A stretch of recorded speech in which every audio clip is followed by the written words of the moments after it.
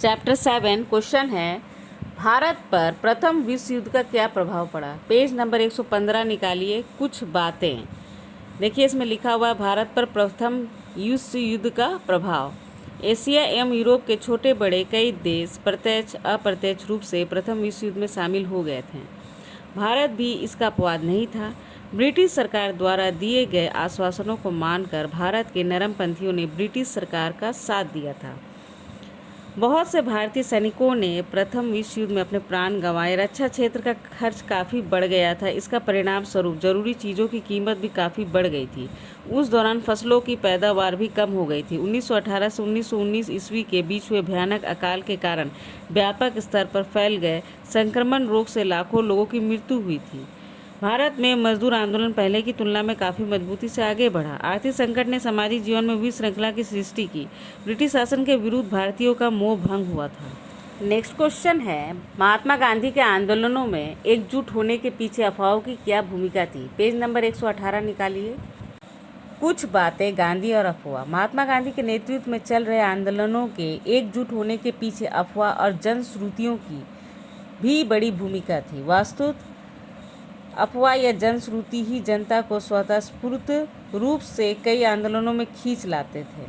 बहुत से लोग विश्वास करते थे कि गांधी एक क्षमतावान साधु की तरह है। जैसे किसानों को विश्वास था कि गांधी जमींदारी प्रथा को रोक देंगे, वैसे ही असम के चाय बागान के श्रमिक अपना काम छोड़कर चले आते और मांग करते कि उन्होंने गांधी के आदेश अनुसार काम किया है। कहीं कहीं गांधी देवता स्वरूप थे। बंगाल में भी उपजाति समूह के लोग मानने लगे थे कि गांधी का नाम लेते ही ब्रिटिश सरकार की गोली भी उन्हें कोई क्षति नहीं पहुंचा सकती। हालांकि कई बार ये आंदोलन गांधी द्वारा घोषित मत और पंथ से अलग होकर विरोधी हो गए थे। नेक्स्ट क्वेश्चन है चौरी चौरा कांड का वर्णन कीजिए। पेज नंबर 119 निकालिए कुछ बातें। चौरी चौरा कांड असहयोग आंदोलन हर जगह अहिंसापूर्ण नहीं था। गांधी कोशिश करके भी जनता को हमेशा संयम में नहीं रख पाए थे। हिंसा का चरम रूप प्रकट हुआ था उत्तर प्रदेश के गोरखपुर जिले के चौरी चौरा ग्राम में। 1922 ईस्वी के 4 फरवरी को इस गांव के लोग प्रतिरोध करने के लिए इकट्ठा हुए थे। धीरे धीरे पुलिस और जनता के बीच संघर्ष शुरू हो गया। जनता की ललकार पर सारे पुलिस वाले थाना के भीतर घुस गए। लोगों ने थाने का दरवाज़ा बाहर से बंद करके आग लगा दिया। इस घटना को देखकर गांधी जी ने असहयोग आंदोलन को स्थगित कर दिया था। उन्हें लगा कि देशवासी अभी भी अहिंसा आंदोलन के काबिल नहीं हुए हैं। राष्ट्र कांग्रेस के कई नेता ने गांधी के इस सिद्धांत की काफ़ी आलोचना भी की। नेक्स्ट क्वेश्चन है द्वितीय विश्व युद्ध का भारत पर क्या प्रभाव पड़ा। आंसर 126 पेज नंबर में है कुछ बातें। भारतीय राजनीति और अर्थनीति पर दूसरे विश्व युद्ध का प्रभाव। 1942 ईस्वी में जब एक और भारत में भारत छोड़ो आंदोलन अपने चरम पर था, तब दूसरी और पूरे विश्व में दूसरा विश्व युद्ध चल रहा था। उस युद्ध में एक तरफ जर्मनी, इटली और जापान थे, दूसरी तरफ इंग्लैंड, फ्रांस और सोवियत रूस थे।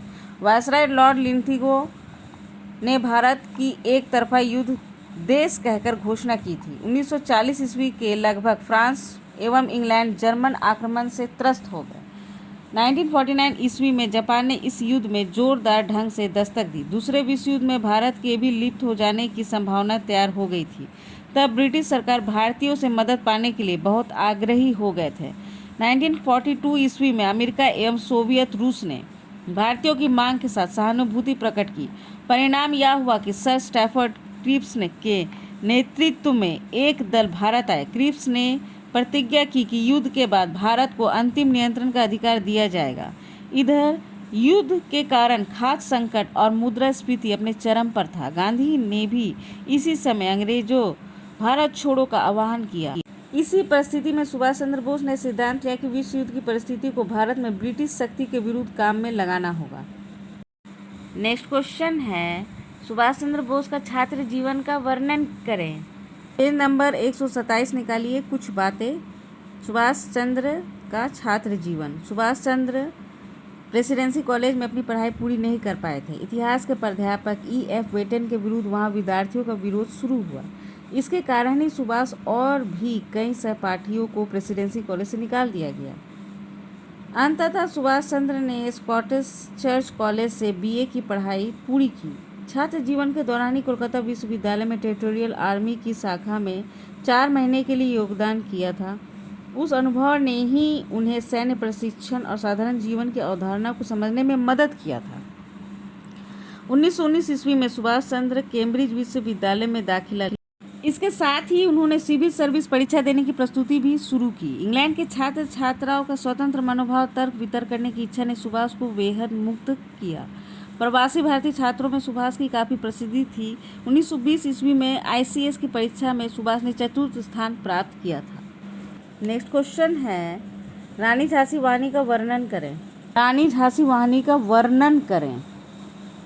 पेज नंबर है 130। रानी झांसी वाहिनी, पेज नंबर 130, भारत के राष्ट्रीय आंदोलन में नारियों के योगदान का अन्यतम उदाहरण है।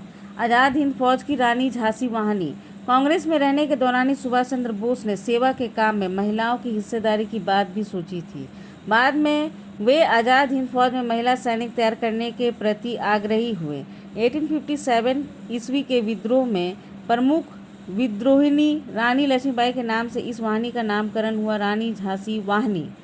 दक्षिण पूर्व एशिया के विभिन्न भागों से लगभग 1500 महिलाओं ने इस वाहिनी में योगदान दिया था। 1945 ईस्वी में इम्फाल अभियान में रानी झांसी वाहिनी प्रत्यक्ष रूप से युद्ध में उतरी थी। भारतीय नारियों की आत्ममर्यादा और स्वावलंबन की धारणा को प्रतिष्ठित करने में रानी झांसी वाहिनी ने प्रेरणा का काम किया था। नेक्स्ट क्वेश्चन है, नौसेना विद्रोह का संक्षिप्त वर्णन कीजिए। पेज नंबर 132 निकालिए। कुछ बातें नौसेना विद्रोह। 1946 ईस्वी में 18 से 23 फरवरी तक बम्बई में नौसेना विद्रोह औपनिवेशिक ब्रिटिश सरकार की नींद उड़ा दी थी। भोजन का घटिया स्तर और वर्ण वैषम्य जैसे अपमान के विरुद्ध 18 फरवरी को तलवार जहाज के सैनिकों ने अवरोध किया। उनकी मांग थी अच्छा भोजन और समान वेतन। इसके साथ ही आज़ाद हिंद फौज एवं दूसरे राजबंदियों की मुक्ति की मांग भी कर रहे थे। सारे राजनीतिक दलों का पताका उन लोगों ने जहाज के मस्तूल पर फहरा दिया, मगर ब्रिटिश प्रशासन ने भयंकर दमन नीति अपनाते हुए नौ विद्रोह को रोकने की चेष्टा की। इसके फलस्वरूप हड़ताल और प्रतिवाद जल्द ही संघर्ष का रूप ले लिया। नौसेना विद्रोह के समर्थन में भारत के विभिन्न हिस्सों में छात्र, युवा एवं आम लोग सड़कों पर उतरे, जबकि कांग्रेस एवं मुस्लिम लीग ने नौ विद्रोहियों से अपना समर्थन वापस ले लिया।